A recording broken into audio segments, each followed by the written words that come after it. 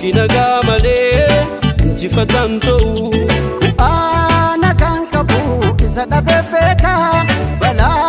bokalo la lubumba demeka ilmo na padabre hada male hafte mati bitimsite biya bafte